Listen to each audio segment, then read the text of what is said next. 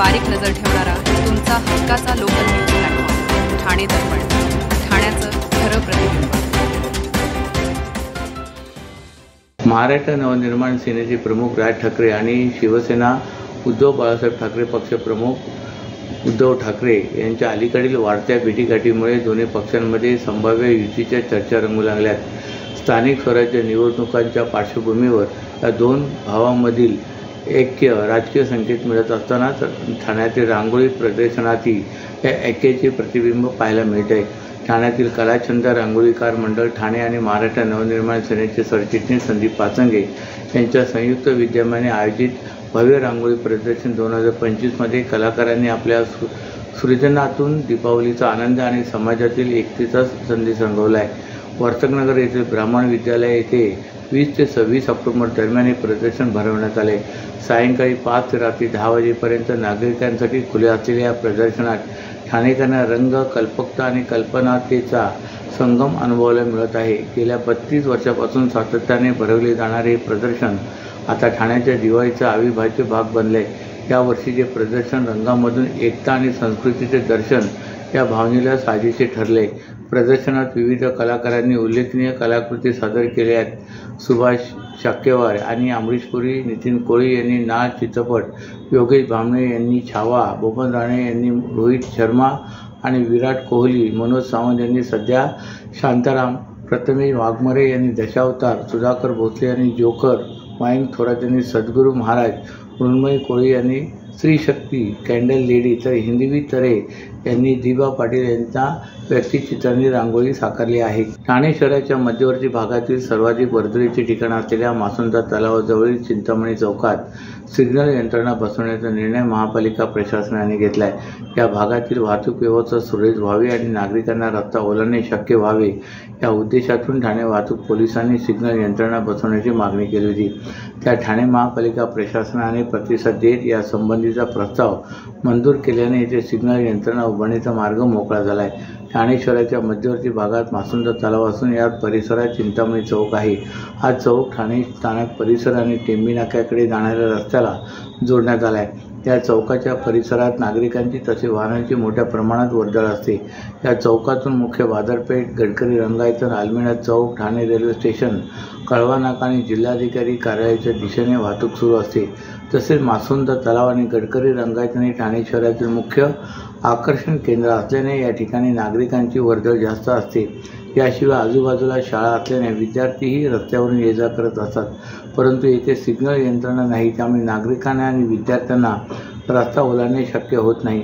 दरम्यान नागरिकांना आणि विद्यार्थ्यांना रस्ता ओलांडता यावा तसे वाहतूक सुरळीत राहावी या उद्देशातून चिंतामणी चौकात सिग्नल यंत्रणा बसवण्याचा प्रस्ताव ठाणे वाहतूक शाखेचे पोलीस उपायुक्त पंकज शिरसाट यांनी ठाणे महापालिकेला दिला होता। ठाणे महापालिका प्रशासनाने प्रतिसाद देत यासंबंधीचा प्रस्ताव तयार केला होता। नागरिकांना आणि विद्यार्थ्यांना रस्ता ओलांडता यावा तसे वाहतूक सुरळीत राहावी यासाठी चिंतामणी चौकात सिग्नल यंत्रणा बसवण्याचा निर्णय महापालिका प्रशासनाने घेतला आहे। यासंबंधीचा सविस्तर प्रस्ताव ठाणे महापालिका प्रशासनाने तयार केला होता। त्यास आयुक्त सौरभ राव यांनी मान्यता दिल्यानंतर तो प्रशासकीय सभेपुढे मान्यतेसाठी सादर केला होता। या कामासाठी 31,89,242 रुपये इतक्या खर्चाचे अंदाजपत्रक तयार करण्यात आले होते। त्यात प्रशासकीय सभेने मान्यता दिल्याने सिग्नल उभारणीचा मार्ग मोकळा झाला आहे। यंदा दिवाळीच्या काळात फटाके वाजवण्याच्या प्रमाणात वाढ झाल्याने ठाणे शहरातील हवेच्या गुणवत्तेत घसरण झाल्याची बाब समोर आली। यंदा दिवाळीपूर्वी आणि दिवाळीच्या काळातील हवेची गुणवत्तेचा ठाणे महापालिकेच्या प्रदूषण विभागाने अभ्यास केला असून त्यात लक्ष्मीपूजनाच्या दिवशी हवा प्रदूषणाच्या पातळीत सरासरी 11.1% वाढ झाल्याचे दिसून आले, तर दिवाळीच्या कालावधीत ध्वनीच्या पातळीत 3.2% वाढ झाल्याची माहिती पुढे आली। ठाणे महापालिका क्षेत्रात दिवाळीचा सण मोठ्या उत्साहात साजरा होताना दिसून येत आहे। यंदा दिवाळीत फटाके वाजवण्याच्या प्रमाणातही वाढ झाली, मात्र संध्याकाळच्या वेळेत झालेल्या पावसामुळे तेवढ्या काळात प्रदूषणापासून काहीसा दिलासा मिळाला आहे, असा दावा पालिका प्रशासनाने केला आहे। गेल्या वर्षी म्हणजे 2024 मध्ये दिवाळी कालावधीत हवेच्या गुणवत्तेशी तुलना केली असता यंदा हवेतील प्रदूषणाच्या पातळीत 7.2% वाढ झाल्याचे दिसून आले।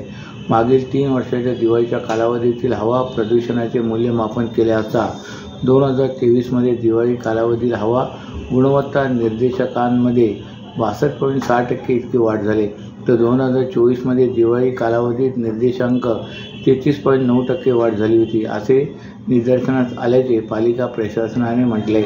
सर्व नागरिकांना आवाहन करण्यात येत आहे की सध्या डासांमार्फत पसरणाऱ्या डेंग्यू या आजाराचा प्रसार रोखण्यासाठी प्रत्येकाने पुढील प्रमाणे कार्यवाही करावी. डेंग्यू आजार एडिस इजिप्ती हा डास चावल्याने होतो. या डासांची पैदास साचलेल्या किंवा साचवलेल्या स्वच्छ पाण्यामध्ये होते. 8 दिवसांपेक्षा जास्त दिवस पाणी उघडे व साचून राहिल्यास त्यात डास अंडी घालतात. अंड्यांच्या अळ्या तयार होऊन पुढे डास तयार होतात. यासाठी आपल्या घरातील पाणी साठे, उदाहरणार्थ बॅरल्स, पिंपे, टाक्या, हौद, रांजणे इत्यादी दर आठवड्याला रिकामे करून घासून पुसून कोरडे करून पुन्हा भरावे. 1 दिवस कोरडा दिवस म्हणून पाळावा. पाणी साठ्यांना घट्ट झाकणे बसवावीत किंवा जुनी साडी, चादर, धोतर यांनी बांधून झाकून ठेवावीत, म्हणजे डास त्यात जाऊन अंडी घालणार नाहीत. घराच्या गच्चीवर, आजूबाजूला, अंगणात कोठेही पाणी साचू देऊ नये. भंगार सामान उघड्यावर टाकू नये. उदाहरणार्थ टायर्स, प्लास्टिक सामान, कुंड्या, टाकाऊ वस्तू इत्यादी. अशा सामानात पावसाचे पाणी साठून त्यात डेंग्यूच्या डासांची पैदास होते. घरातील कूलर्स, फ्रीजच्या पाठीमागील ट्रे हे देखील वेळोवेळी कोरडे करावेत. लक्षात ठेवा, नुसत्या फवारणीने डास घनता कमी होत नाही, तर त्यासाठी डास पैदास ठिकाणे नष्ट करणे ही आपल्या सर्वांची जबाबदारी आहे. कोणताही ताप अंगावर न काढता जवळच्या शासकीय रुग्णालयात मोफत औषधोपचार घ्या. अशा प्रकारे नागरिकांनी सहकार्य केल्यास डेंग्यूचा प्रसार रोखणे सहज शक्य आहे.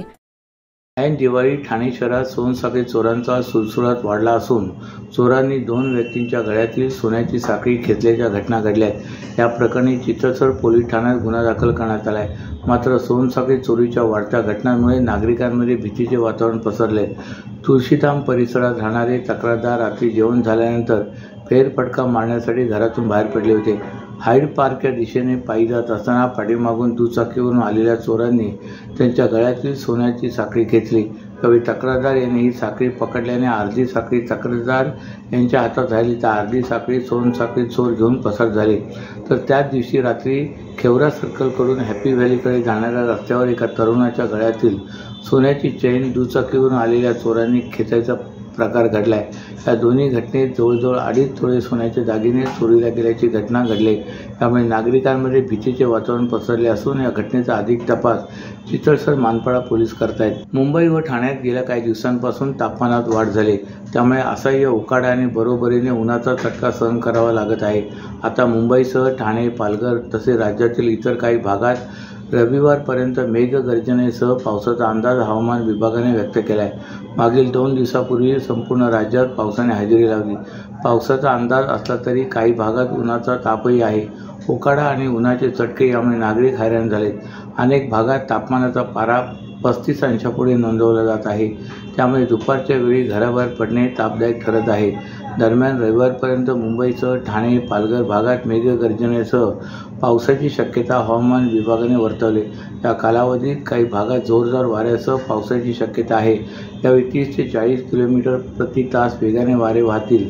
कर्नाटक किनारपट्टीवर तयार झालेले कमी दाबाचे क्षेत्र तसेच बंगालच्या उपसागरात कमी दाब क्षेत्राची निर्मिती होण्याचा अंदाज आहे. याचाच परिणाम म्हणून सध्या राज्यात पावसाची शक्यता आहे. अशाच नव्या आणि ताज्या बातम्यांसाठी ठाणे दर्पणच्या पेजला लाईक करा आणि फॉलो करायला विसरू नका.